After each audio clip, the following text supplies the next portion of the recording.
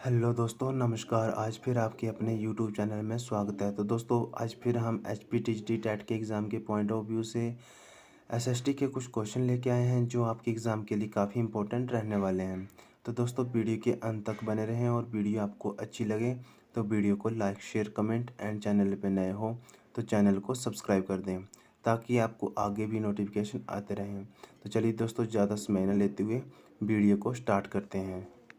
तो दोस्तों, आज की वीडियो का पहला क्वेश्चन है 136। पानीपत की तीसरी लड़ाई कब हुई थी? तो 1761 ऑप्शन नंबर बी इसका राइट आंसर हो जाएगा। और पूरी डेट पूछी जाए तो 14 जनवरी 1761 को पानीपत की तीसरी लड़ाई हुई थी। और ये हुई किस किस के बीच में थी? तो ये हुई थी आपकी अहमद शाह अब्दाली और मराठों के बीच में ये युद्ध जो था वो लड़ा गया था। और इसमें जीत किसकी हुई थी? तो इसमें जीत जो थी अहमद शाह अब्दाली की जीत हुई थी और मराठों की हार हुई थी। और इसी के साथ क्वेश्चन इस तरह से भी पूछा जा सकता है कि पानीपत का प्रथम युद्ध कब हुआ था? तो पानीपत का प्रथम युद्ध जो था वो आपका 21 अप्रैल 1526 को हुआ था। और ये बाबर और इब्राहिम लोदी के बीच में लड़ा गया युद्ध था जिसमें बाबर की जीत हुई थी। और क्वेश्चन ऐसे भी पूछा जा सकता है, पानीपत की दूसरी लड़ाई कब हुई थी? तो पानीपत की दूसरी लड़ाई जो थी आपकी 5 नवंबर 1556 को हुई थी। और ये किस किस के बीच में हुई थी? तो हेमू और अकबर की सेना के बीच में ये युद्ध जो था वो लड़ा गया था और जिसमें अकबर की सेना जो थी वो जीत गई थी और हेमू की हार हुई थी। और इसी के साथ क्वेश्चन नंबर 137। कनिष्क किस वंश का शक्तिशाली शासक था? तो option A Gupta, option B Maurya, option C Kushan, option D Shak. तो कुषाण वंश का सबसे शक्तिशाली शासक जो था वो कनिष्क था। तो ऑप्शन सी जो है इसका राइट आंसर हो जाएगा। तो दोस्तों, क्वेश्चन इस तरह से भी पूछा जा सकता है कि कुषाण वंश की स्थापना किसने की थी? तो कुषाण वंश की स्थापना जो थी आपकी कुजल काटफिसेज ने 78 ईस्वी में की थी। और दोस्तों, क्वेश्चन इस गुप्त वंश का संस्थापक कौन था? तो गुप्त वंश का जो संस्थापक था आपका श्रीगुप्त था। उन्होंने ही गुप्त वंश की स्थापना जो थी वो की थी। और वास्तविक संस्थापक पूछा जाए तो आपका गुप्त वंश का वास्तविक शासक जो था वो आपका कौन था? तो चंद्रगुप्त प्रथम जो था वो गुप्त वंश का वास्तविक शासक था और स्वतंत्र शासक भी था। और उसी के साथ अगर दोस्तों मौर्य वंश की स्थापना किसने की थी? तो मौर्य वंश की स्थापना जो थी वो आपकी चंद्रगुप्त मौर्य ने की थी। और चाणक्य की सहायता से अंतिम नंद वंश का शासक जो था धनानंद, उसको पराजित करके ही मौर्य वंश की स्थापना जो थी वो आपकी चंद्रगुप्त मौर्य ने की थी। इसी के साथ नेक्स्ट क्वेश्चन है 138। गुटनिरपेक्ष देशों का दिल्ली में कौन सा सम्मेलन हुआ था? तो ऑप्शन ए पहला, दूसरा, तीसरा या सातवां, 12वां। तो इसका right answer option number C सातवां गुटनिरपेक्ष देशों का जो आंदोलन था वो दिल्ली में हुआ था। और तो कब हुआ था ये आपका कब हुआ था? तो ये हुआ था आपका 1983 में, यानी कि 1983 में हुआ था। दिल्ली में गुटनिरपेक्ष दलों का सम्मेलन, सातवां सम्मेलन हुआ था 1983 में। और ये पहला सम्मेलन कहाँ पे हुआ था? गुटनिरपेक्ष देशों का पहला सम्मेलन कहाँ हुआ था? तो बेलग्रेड में हुआ था। ये युगोस्लाविया में हुआ था। कब हुआ था? तो 1761 में हुआ था। इसी के साथ question number 139। Operation blue star सेना ने कब चलाया था? ऑप्शन ए है 1966, option B 1977, option C 1980, option D 1984। तो इसका राइट आंसर जो है ऑप्शन नंबर डी हो जाएगा। 1984 को हुआ था, यानी कि 3 से 6 जून 1984 को ये अमृतसर में चलाया गया एक अभियान था जो खालिस्तानी समर्थक जो थे जर्नैल सिंह भिंडरावाले और उनके समर्थकों से मुक्त कराने के लिए जो आंदोलन था, ये जो ब्लू स्टार था, ये चलाया गया था। इसी के साथ नेक्स्ट क्वेश्चन है 140। मैकमोहन रेखा किन दो देशों के बीच की सीमा रेखा है? तो option A Bharat Pak, option B Bharat Nepal, option C Bharat चीन, ऑप्शन डी इनमें से कोई नहीं। तो इसका राइट आंसर जो है ऑप्शन नंबर सी भारत चीन के बीच में जो रेखा है उसे मैकमोहन रेखा के नाम से जाना जाता है। मैकमोहन रेखा भारत चीन के साथ लगती है। और भारत पाक के साथ कौन सी लगती है? भारत पाकिस्तान के साथ रेड क्लिफ रेखा जो है वो लगती है। और भारत नेपाल के साथ, तो भारत नेपाल के साथ कोई भी रेखा नहीं है, ये एक ओपन द्वार है। नेक्स्ट क्वेश्चन है 141। भारत का राष्ट्रपति राज्यसभा में कितने सदस्य जो मनोनीत करता है? Option A 2, option B 5, option C 10, option D 12। तो 12 सदस्य जो है वो राष्ट्रपति राज्यसभा में मनोनीत करता है। तो ऑप्शन डी इसका राइट आंसर हो जाएगा। और दोस्तों क्वेश्चन इस तरह से भी पूछा जा सकता है कि राज्यसभा में सदस्यों की अधिकतम संख्या कितनी हो सकती है। तो 250 होती है, और जिसमें 238 सदस्य जो होते हैं वो राज्यों तथा केंद्र शासित प्रदेशों के प्रतिनिधि होते हैं, और 12 राष्ट्रपति द्वारा मनोनीत किए जाते हैं, और कुल जीत कितने होते हैं, 250 होते हैं। नेक्स्ट क्वेश्चन है 142। नर्मदा नदी का उद्गम कहाँ से होता है। सतपुड़ा, अरावली, अमरकंटक, गंगोत्री। तो इसका right answer option number C Amarkantak इसका राइट आंसर हो जाएगा। नर्मदा नदी जो है मध्य प्रदेश के सतपुड़ा रेंज जो है मैकाल पर्वत भी कहा जाता है सतपुड़ा रेंज को, वहाँ सतपुड़ा रेंज के अमरकंटक से निकलती है, और ये नदी जो है पूर्व से पश्चिम की तरफ जाती हुई खंभात की खाड़ी से होते हुए ये अरब सागर में गिर जाती है। और दोस्तों अरावली पर्वत की बात की जाए तो अरावली पर्वत जो है ये राजस्थान के पश्चिम में स्थित है, और ये पर्वतमाला जो है भारत की सबसे पुरानी पर्वतमाला भी है। क्वेश्चन इस तरह से भी पूछा जा सकता है कि भारत की सबसे पुरानी भारत की सबसे पुरानी पर्वत श्रृंखला कौन सी है। तो अरावली जो वो सबसे पुरानी पर्वत श्रृंखला है, जो राजस्थान को उत्तर से दक्षिण की ओर 2 भागों में बांटती है। और गंगोत्री कहाँ पे है, गंगोत्री आपको पता है ये उत्तराखंड में है, जो गंगा नदी का उद्गम स्थल है। नेक्स्ट क्वेश्चन है 143। ग्रीष्म ऋतु में उत्तरी मैदानों में बहने वाली पवनों को क्या कहा जाता है। तो व्यापारिक पवनें, मानसून, लू या काल बैसाखी। तो ऑप्शन सी जो है वो आपके लू इसका राइट आंसर हो जाएगा। लू जो है आपको पता ही होगा मई जून के महीनों में सबसे गर्म हवा चलती है, जिसे हम लू भी कहते हैं।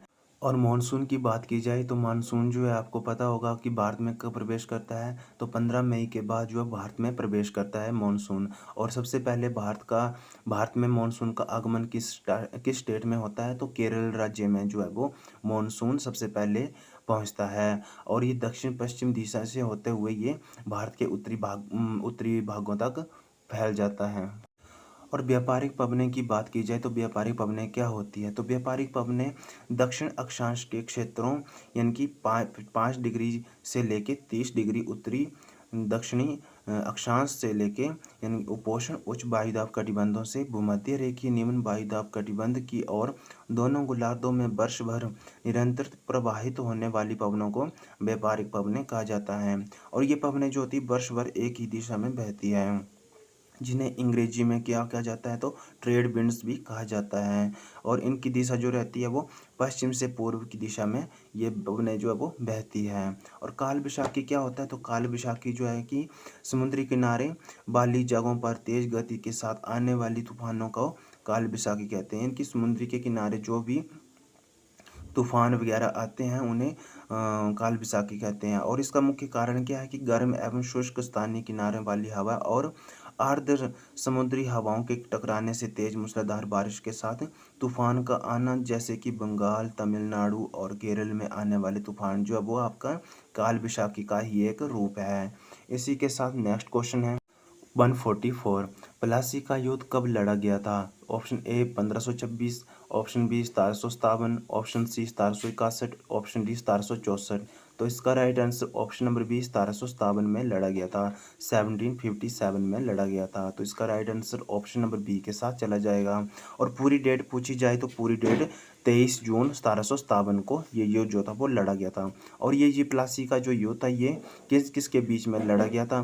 तो ये युद्ध जो था वो आपका ईस्ट इंडिया कंपनी की सेना और बंगाल के नवाब की सेना के बीच में ये युद्ध जो था वो लड़ा गया था। और उसमें बंगाल का नवाब कौन था। तो सिराजुद्दौला जो था उसमें बंगाल का नवाब था। इसी के साथ अगर दोस्तों 1764 की बात की जाए, ऑप्शन डी जो है, तो 1764 में क्या हुआ था। तो 1764 में क्या हुआ था, बक्सर का युद्ध लड़ा गया था। और ये युद्ध जो था ये भी ईस्ट इंडिया कंपनी के विरुद्ध मुगल के नवाब और अवध के नवाब के बीच में ये लड़ा गया था। यानी कि मुगल तथा अवध के नवाब जो थे वो उन दोनों की संयुक्त सेना ने अंग्रेजों के विरुद्ध ये जो युद्ध था वो लड़ा था। और इसी के साथ दोस्तों 1761 की बात की जाए तो 1761 में क्या हुआ था। तो पानीपत की तीसरी लड़ाई जो थी वो लड़ी गई थी, मैंने पहले ही आपको बताया है। और दोस्तों अगर 1526 की बात की जाए तो 1526 में भी पानीपत का जो था युद्ध लड़ा गया था। कौन सा युद्ध लड़ा गया था? तो 1526 में पहला युद्ध लड़ा गया था और 1556 में दूसरा युद्ध लड़ा गया था और 1761 में पानीपत का तीसरा युद्ध जो था वो लड़ा गया था। नेक्स्ट क्वेश्चन है 145। मलिक कफूर इनमें से किसका प्रसिद्ध सेनापति था?